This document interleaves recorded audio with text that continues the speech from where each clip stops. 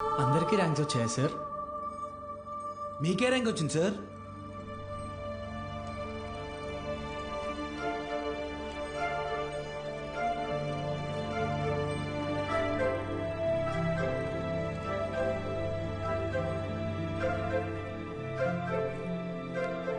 Muralikrishna 41 medical.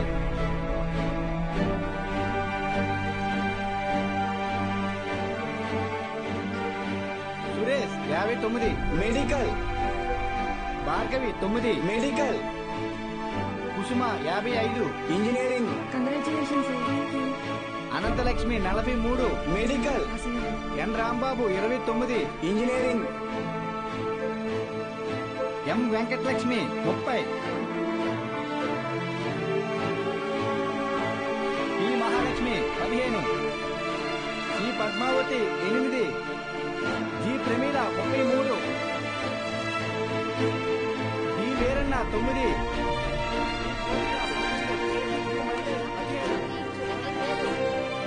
అంటే 45 top ranks sir. 46. అదేంటి sir, మొత్తం కలిపి 45 కదా సార్. ఇంకో ఆల్ టికెట్ ఉంది. ఏఎస్ మూర్తి. ఏఎస్ మూర్తి 1వ ర్యాంక్. ఎవరై ఉంటారు? ఏఎస్ మూర్తి ఎవరు? ఏఎస్ మూర్తి.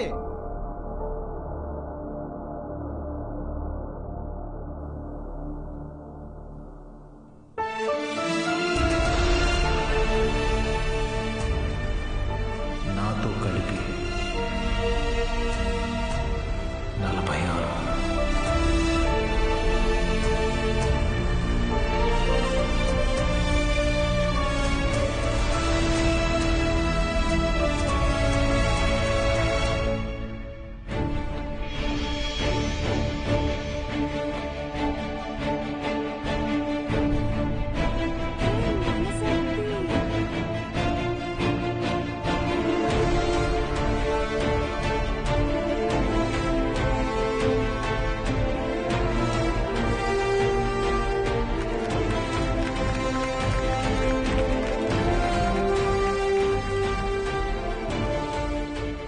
సార్ ఇవన్నీ మీకు ఇమ్మని చెప్పారు.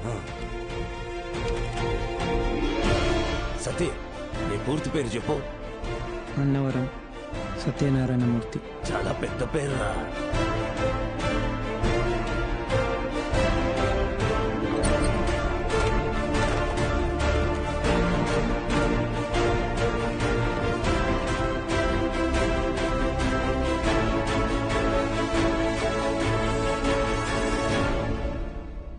సాధించావు బాలు.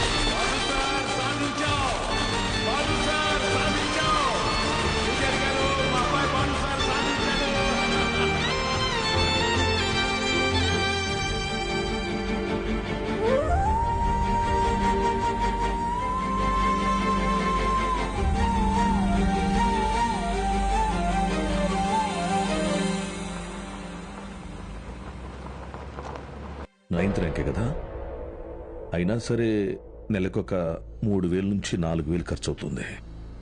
మీ నెల జీతం 900 అనుకుంటా కదా? అవునయ్యా. భయపడద్దు, అప్పు చేయక్కర్లేదు. మీ అబ్బాయి చదువు పూర్తయ్యేంత వరకు ఫీజు బాధ్యత నాది. పై చదువులకు అమెరికా పంపిస్తాను. అమలాపురంలో సబ్ ఇన్స్పెక్టర్గా పోస్టింగ్ ఇప్పిస్తాను. మీ అమ్మగారితో టౌన్లో హోటల్ పెట్టేస్తాను. నువ్వు చేయాల్సిందల్లా ఒక్కటే, నీకొచ్చిన మార్కులు త్రిపాఠి ఇన్స్టిట్యూషన్స్లో చదవటంలో వచ్చాయని చెప్పాలి. నువ్వు మా కాలేజీలో షార్ట్ టర్మ్ క్రాష్ కోర్స్ తీసుకున్నట్టు ఈ అగ్రిమెంట్ మీద సైన్ చేయాలి. నీ అమ్మ నాన్న పోగొట్టుకున్న పొలం ఇక మీదట మీదే. ZPTC chairman post, anonymous.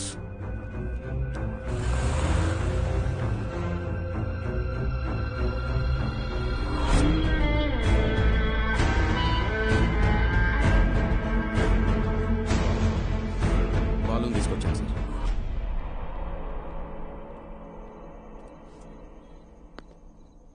నీ స్టూడెంట్స్ సంతకాలు చేసి ఇచ్చారు నాకు. మీ ఈ ర్యాంకులు కారణం ఎవరని నిద్రలో ఎప్పటికినా త్రిపాఠి అనే చెప్తారా? పబ్లిక్ లో పొరపాటుని పేరు తలిచిన ఒక్కరికి కూడా ఫ్యూచర్ లేకుండా చేస్తాను. అర్థమైందా? ఆ రోజు దట్ అసెంబ్లీ డే నీ ముఖం కూడా నేను సరిగ్గా గమనించేది. ఎక్కడో దూరంగా ఉన్నావు కదా, ఇంత చిన్నగా ఉన్నావు. వచ్చి నన్నే ఊడిద్దాం అనుకున్నావా? త్రిపాఠి సార్, చాలా రోజుల క్రితం మీరు నాతో అన్నారు, 0 fees 0 education, more fees more education అని. ఆ బోర్డులో ఉన్న స్టూడెంట్స్ ఎవ్వరికి వేలకి వేలు ఫీజు కట్టడం వల్ల ఈ ర్యాంకులు రాలేదు. మీరు వాళ్ళకి లక్షల లక్షల డబ్బులు ఆశ చూపించి వాళ్ళ ర్యాంకుల్ని, వాళ్ళ గెలుపుని కొన్నారు. ఇది కూడా ఒక గెలుపేనా?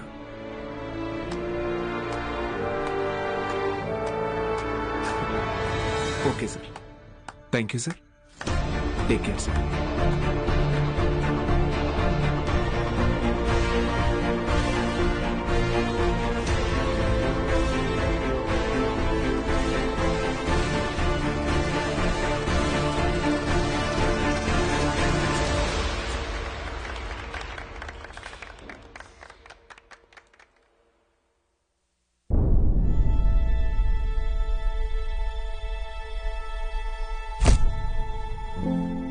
ఏ మనిషి అయితే మిమ్మల్ని నమ్మలేదో ఈరోజు ఆ మనిషే మీ ఇంటి ముందుకొచ్చి మిమ్మల్ని తన ఇన్స్టిట్యూట్కి బ్రాండ్ అంబాసిడర్ అవ్వమని బతిమాలుతున్నాడు.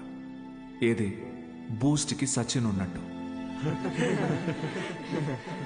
ఇది కదా నేను మీకు దక్కాలనుకున్న రెస్పెక్ట్. వచ్చింది. సూపర్. సంతకాలు పెట్టండి. కాంట్రాక్ట్ మీద సంతకాలు పెట్టండి.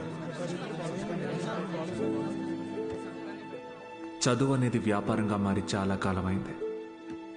ఫ్యూచర్లో ఇది ఇంకా పెద్ద వ్యాపారం అవుతుంది.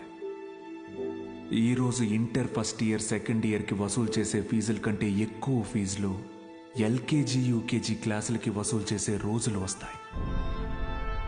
మన కంటికి కనపడేది త్రిపాఠి ఒక్కడే, కానీ తనలాంటి వాళ్ళు ఈ దేశంలో చాలా మంది ఉన్నారు.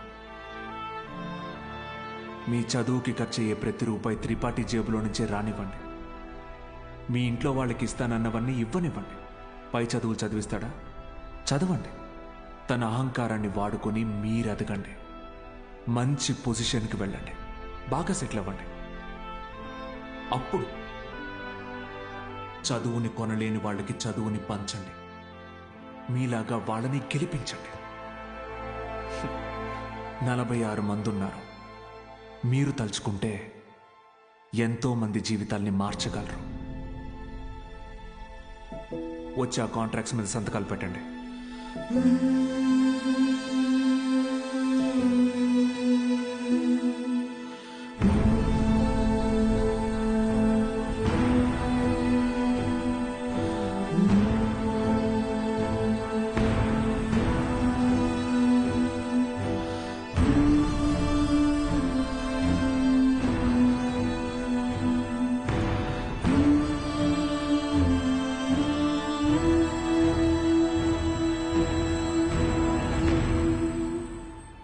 నేను త్రిపాఠి ఎడ్యుకేషనల్ ఇన్స్టిట్యూషన్లో చేరిన మొదటి రోజు ఎప్పటికీ మర్చిపోలేను.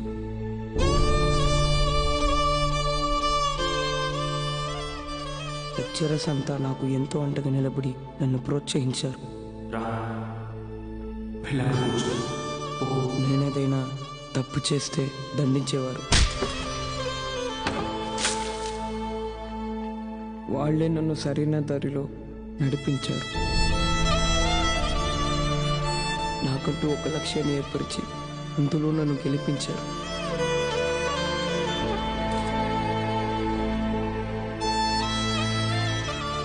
నాకు అమ్మ నాన్న లేరు. త్రిపాఠి ఎడ్యుకేషనల్ ఇన్స్టిట్యూషనే నా ఫ్యామిలీ. అక్కడికి అందరూ అమ్మ నాన్నలతో వస్తారు. నాకెవరూ లేరుగా, ఆయన వస్తారేమో అడుగుతారా?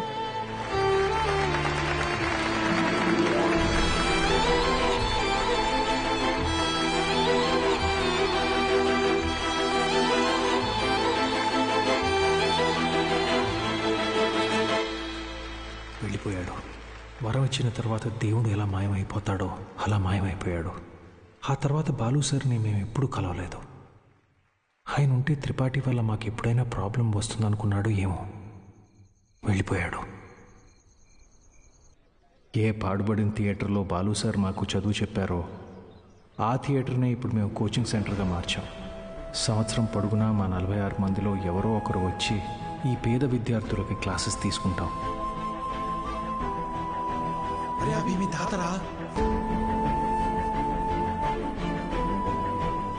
ఇక్కడ చదువు అమ్మబడదు, పంచబడుతుంది.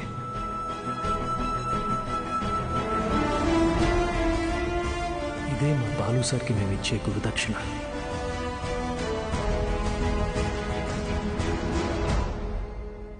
ఇప్పుడు బాలు సార్ ఎక్కడున్నారు సార్? తెలీదు.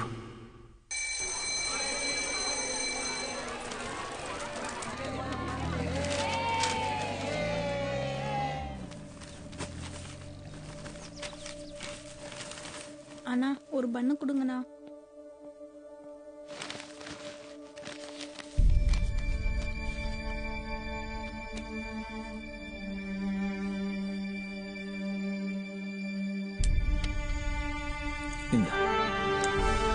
தேங்க்ஸ். படிக்கணும்னு ஆசை இருக்கா தம்பி? ஆமாம் சார். సరే బా. కానీ ఆయన ఎక్కడున్నా చదువుని దేవుడికి పెట్టే నైవేద్యంలాగా పంచుతూనే ఉంటారు.